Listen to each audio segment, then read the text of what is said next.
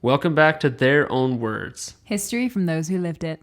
And this is the final episode of this season of Their Own Words, the Victorians. We'll be reading to you from both some famous poems and some excerpts from Punch magazine to give you a sense of what you might consider Victorian pop culture. Punch magazine was likely the most read periodical of the Victorian era. It was founded in 1841, and it's attributed with coining the term cartoon, actually, at least our modern understanding of the word. Punch pioneered cartoons as a form of satire, which is what's still very popular today in newspapers across the world. The magazine reached its peak circulation after about 100 years of publication, but rapidly declined in popularity after the Second World War. Ultimately, the magazine closed up shop in 1992. The magazine is full of cartoons, commentary, short stories, and poems, and is really quite a fascinating window into the cultural context of the Victorian age. After we've read some excerpts from Punch magazine to you, we'll be diving into some famous Victorian poetry, written by arguably some of the most famous Victorian poets. And these particular poems that we're going to read to you were very culturally and socially significant to this time period. Okay, so let's jump right into the text we have for today. The first excerpt I'm going to read is coming from a volume of Punch published in 1855. So this is right in the middle of the Crimean War, and that's one of the themes that figures quite prominently throughout this issue. So the commentary I'm going to read for you is titled, "What the Country is Coming to." This is addressed to Colonel Sithorpe, a member of Parliament, and here's what it says. "My dear Colonel, I hope you read the press of the 30th Alt. So this is an abbreviation, ULT, which means last month. Victorians also use another abbreviation, INST, for instant, which meant this month. So the writer says, I hope you read the press of the 30th of last month. Otherwise, it will be my painful duty to inflict a dreadful shock upon you for the first time by calling your attention to the following extract from that journal. The opinion of Turin, this is another newspaper, states that orders have been received for the manufacture of 20,000 wooden shoes for English troops in the Crimea." So that's the extract, and then the columnist goes on to say, "Wooden shoes," in all capitals. "John Bull in wooden shoes. English soldiers to wear wooden shoes." Wooden shoes in both instances is italicized with a bunch of exclamation marks behind it. So they're obviously quite concerned about this. "Suppose anybody had told me in our young days that the time would come when we should see the British Grenadier marching in wooden shoes.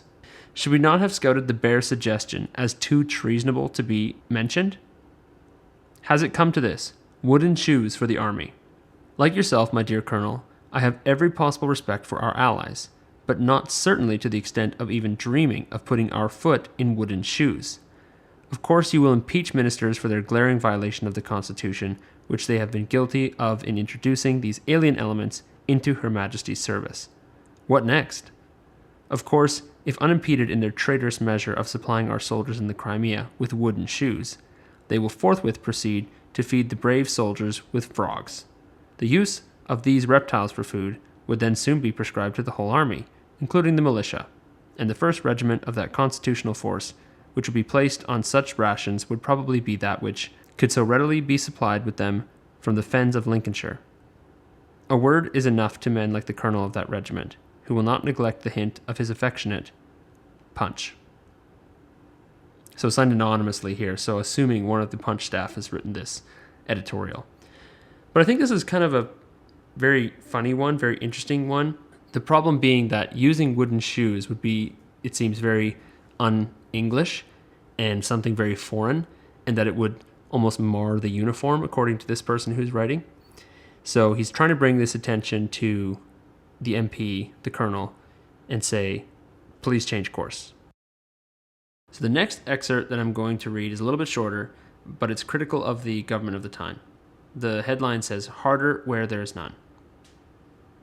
The press says that the government has made the most difficult sacrifice, namely, the sacrifice of character. It might be retorted on the party of Mr. Disraeli, which the press is understood to represent, that though the government find it difficult to sacrifice its character, the opposition would, from absence of the material, feel such a sacrifice impossible. So this is kind of the satirical tone that Punch is known for in making jokes about government and people in the government, different issues of the day. In this case, there's been a criticism of Benjamin Disraeli's government, but the author of this editorial is saying that Disraeli's government is still better than the opposition, who, according to them, have no character at all. I think this really shines a light on the great newspaper tradition in the West, which for a long time has had this freedom of criticizing its government. And this is not something to be taken for granted. The Victorians really kind of came into their own on this. I think in previous eras, you could still get into a lot of trouble by being critical of government, but this more resembles our modern iterations of newspapers and periodicals. Okay, I've got a couple of short poems now to read to you from Punch. The first one I'm going to read is also from this first issue in 1855. The title reads, Age Before Honesty, but just prior to age in brackets is the word sewer. So Sewerage Before Honesty is the total title. 3 well-paid commissions have labored in vain to improve the foul drainage of London. What one in its wisdom thought fit to ordain, the next has immediately undone. But fearing lest money thus wastefully paid for some grumbling might give us occasion, great skill each commission has shown in its trade by well draining the purse of the nation. P.S. From the truth 'tis a trifling digression to call that a trade which was but a profession. So this is kind of funny. This is talking about the wasting of public funds. So again, a very similar type of satirical tone to what we might see today. I would say this is probably a lot more articulate and well thought out than a lot of the commentary that we see today on wasting of government funds and those types of things. But essentially saying a bunch of people have been paid as bureaucrats to try and solve this problem, and they haven't solved it, and instead we've just wasted a bunch of money paying people to do nothing. When we think about it and we think about what's being talked about, the wasting of government funds, like you said, in some ways, it seems like nothing much changes under the sun, right? We're still squabbling and complaining about the same kinds of issues. And yet you also said that it was more articulate than what we would find now. And that's very true. There would have been an editor who would have sifted through various contributions to the magazine, as opposed to today when anyone can write on social media and give voice to their grievances, no matter how inarticulate or unfounded they are. Yeah, really good point. All right, so moving over to the edition from 1883, the excerpt I want to read you is another poem. This one is called Fog on the Brain. Fogs that have lately smirched the sky and turned oft times our day to night. Ye London fogs, inform us why you're yellow some and others white. The fogs are deaf, the fogs are dumb, but each professor prompt replies, Fogs white of nature simply come, but London smoke, fog yellow dies. What makes the fog then white one day, but turns it yellow on the next? Smoke equal either, sages say, and clear the mind by fog perplexed. So possibly kind of two meanings there, where I think the author's reflecting on the fog that seems to consistently cloud the London skyline, but also brain fog, being a bit confused at times. Okay, one last excerpt for you from Punch. This is also from the 1883 issue, and it's a bit of a humorous little commentary here. The headline is, Where is the Difference? The Daily Telegraph thinks the conversion into a dry goods store of Booth's Theater in New York, originally erected as a permanent home for the, quote, legitimate drama, is a, quote, curious theatrical metamorphosis. We cannot see it, for the reason that dry goods and legitimate drama are almost synonymous terms. So they're making a bit of a snide remark here about dry goods and drama being synonymous. So legitimate drama is also, in the opinion of this author, dry. So I didn't get this joke when Danny first told it, but it's actually quite witty when you understand it. Yeah, it is a little bit funny. I would say the driest thing is probably this joke itself. I think what's even more dry is my joke about the joke. This is an endless vortex that you can go down of dry jokes, which get worse as you keep going. Anyway, What this kind of reminds me of is actually the Weekly Bean, if you've ever seen those in coffee shops kicking around. They're like this little 2-page newspaper for old people that sit in coffee shops and have like a few ads in them, and then they have on the lighter side, quote unquote, which is these sort of 2-sentence jokes, which are not that funny. Yeah. Anyway, kind of reminds me of that. So now we're going to move on from Punch Magazine to some famous Victorian poetry.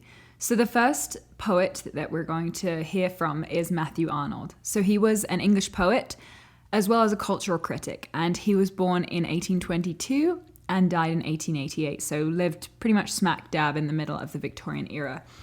He is very well known, and he's arguably most famous for his poem Dover Beach, which I am going to read to you now. The sea is calm tonight. The tide is full, the moon lies fair upon the straits. On the French coast the light gleams and is gone. The cliffs of England stand, glimmering and vast, out in the tranquil bay. Come to the window, sweet is the night air, only from the long line of spray where the sea meets the moon-blanched land. Listen, you hear the grating roar of pebbles which the waves draw back and fling, at their return up the high strand. Begin and cease, and then again begin, with tremulous cadence slow, and bring the eternal note of sadness in. Sophocles long ago heard it on the Aegean, and it brought into his mind the turbid ebb and flow of human misery.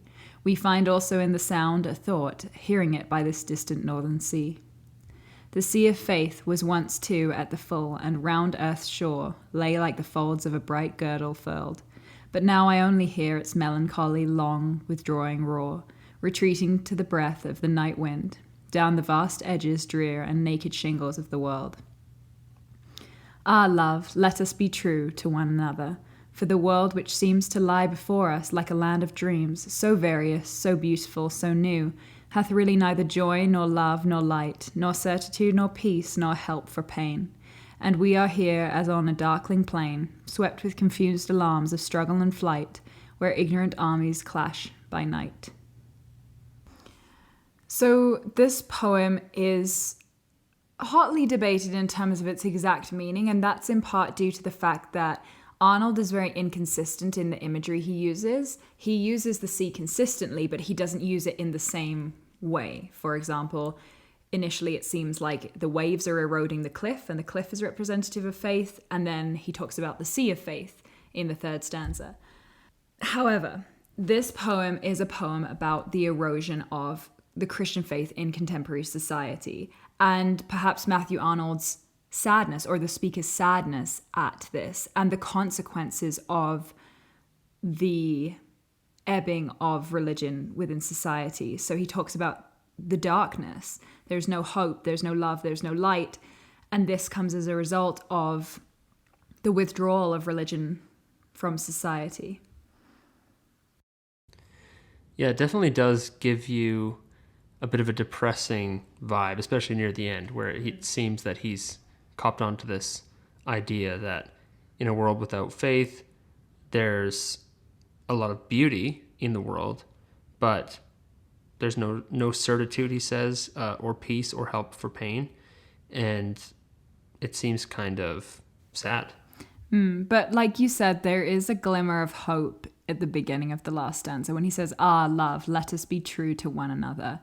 So it seems like he has a small glimmer of hope amongst this darkness. I think it's kind of a strange poem in a way, but also very important because he is testifying to something that's happening in society at the time, which is this sort of loss of religion, this diminishing of religion. Yet we think of the Victorian era as very characterized by religion. So a bit of a dichotomy here, which I think is important to note, that there were differing perspectives on how the era was perceived from perhaps us and then those who also lived within it.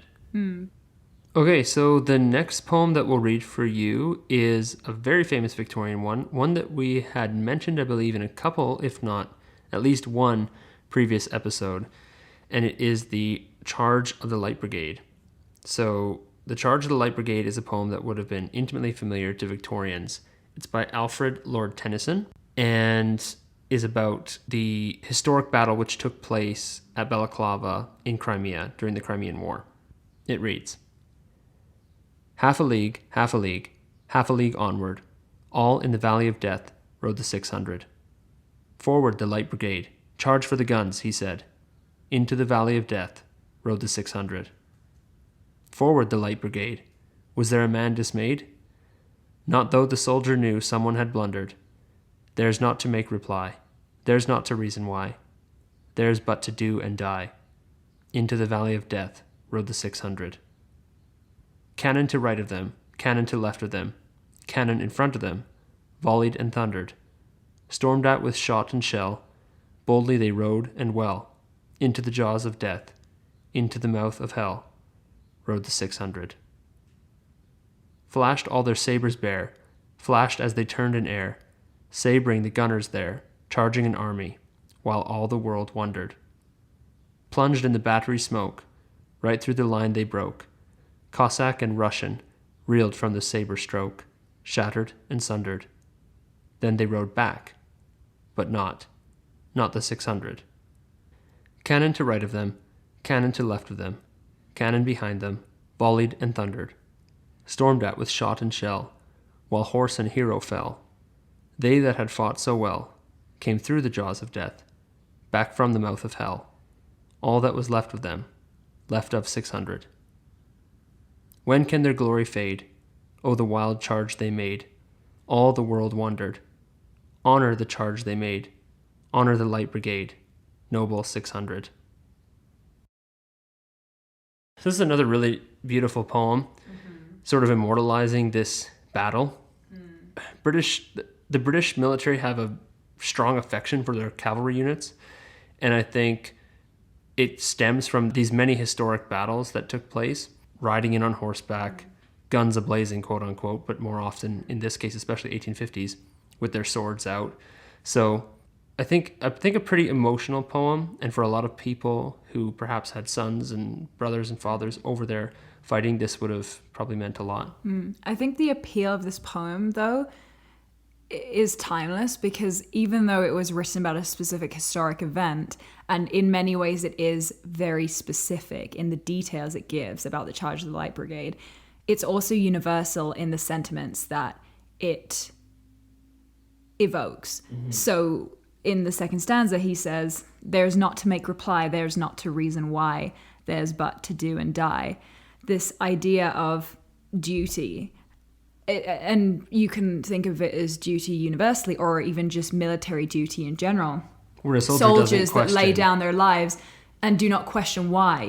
These soldiers often aren't involved in that kind of thing. They don't question why they're fighting. Their role is to do and also to die, right? And we think about that idea of to do and to die, to be ready to die for your country, even when you don't really know the reason why and you can't question the reason why.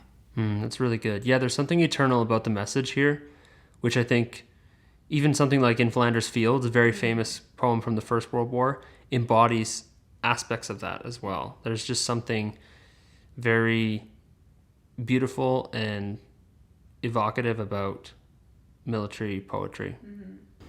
So the last poem that we're going to read to you is called If, and it's by Rudyard Kipling, who we discussed in the last episode. So hopefully you are familiar with him. If you can keep your head when all about you are losing theirs and blaming it on you, if you can trust yourself when all men doubt you, but make allowance for their doubting too, if you can wait and not be tired by waiting, or being lied about, don't deal in lies, or being hated, don't give way to hating, and yet don't look too good, nor talk too wise. If you can dream and not make dreams your master, if you can think and not make thoughts your aim, if you can meet with triumph and disaster and treat those two impostors just the same, if you can bear to hear the truth you've spoken, twisted by knaves to make a trap for fools, or watch the things you gave your life to broken, and stoop and build 'em up with worn-out tools. If you can make one heap of all your winnings and risk it on one turn of pitch and toss, and lose and start again at your beginnings and never breathe a word about your loss. If you can force your heart and nerve and sinew to serve your turn long after they are gone, and so hold on when there is nothing in you except the will which says to them, hold on. If you can talk with crowds and keep your virtue, or walk with kings nor lose the common touch, if neither foes nor loving friends can hurt you, if all men count with you but none too much, if you can fill the unforgiving minute with 60 seconds worth of distance run, yours is the earth and everything that's in it, and which is more, you'll be a man, my son. This is a great poem. Yeah, I love this poem as well. It's really, really good. And it's held up over time. Mm-hmm. And it's easily accessible as well. It's so when you contrast that to Dover Beach, which is so like laden with heavy imagery and inconsistent imagery, and this is excellently written and so eloquently written, but it's every word is accessible. You can understand everything that he's trying to convey. Yeah, that's what I love about Kipling, honestly. And some of his poetry can even be a bit simplistic, which I think this isn't quite as much. It's not quite as sort of juvenile. It keeps with the classic Kipling rhyme scheme, and it shouldn't be juvenile because it seems to me, I think it's about growing up. It's about becoming a man. Yeah, it deals with complex themes, though. It deals with the ways that we must stay true to ourselves and maintain our integrity when everything around us seeks to challenge that and change that. Yeah, and there's something about, dream, but don't let them overtake you, like keeping your head screwed straight on your shoulders whilst also getting outside of sort of the humdrum of life, Yeah, it has timeless implications. If you can meet with triumph and disaster and treat those two imposters just the same. So the idea of, whether you win or you lose, you treat that the same. You learn from it, you grow, you do better. This I've read is a real great example of the sort of stoicism that Victorians were known for, and their stiff upper lip and their iron resolve almost. Yeah, their willingness to work hard, to do what's right. And I think Kipling, being, as we titled him in the last episode, the poet of the empire, he's sort of preaching this message to, millions of people all at once. And it's that Victorian messaging that he'd grown up with as well. Okay, well, that clues it up for this episode. It has been so much fun to look back at the Victorians and look into so many fascinating lives. We hope you guys enjoyed it too. Thank you so much, as always, for listening to our podcast.